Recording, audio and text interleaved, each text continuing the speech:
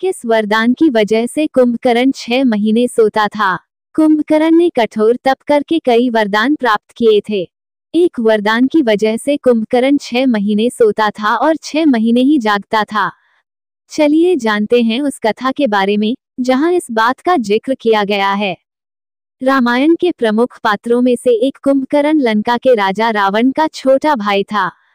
कुंभकर्ण अपने भाई रावण की तरह ही तपस्वी था। कुंभकर्ण ने कठोर तप करके कई वरदान प्राप्त किए थे। एक वरदान की वजह से ही कुंभकर्ण 6 महीने सोता था और 6 महीने ही जागता था।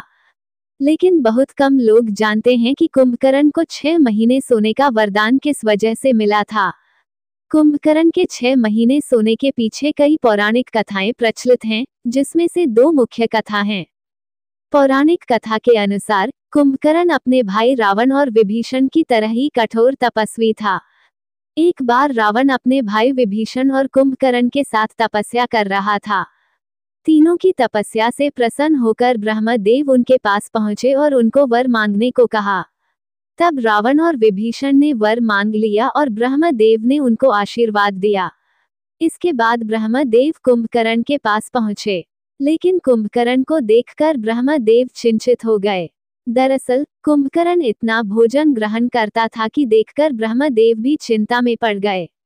तब ब्रह्मदेव ने कुंभकर्ण की मति भ्रष्ट कर दी, जिस वजह से कुंभकर्ण ने 6 महीने सोने का वर मांग लिया और ब्रह्मदेव ने प्रसन्न होकर वर दे दिया। दूसरी पौराणिक कथा के अनुसार कुंभकर्ण से भगवान इंद्रदेव काफी ईर्ष्या रखते थे, क्योंकि उनको डर था कि कुंभकर्ण भगवान ब्रह्मा से इंद्रासन ना मांग ले। ऐसे में जब कुंभकर्ण ब्रह्मदेव से वर मांग रहा था, तब इंद्रदेव ने कुंभकर्ण की मति भ्रष्ट कर दी।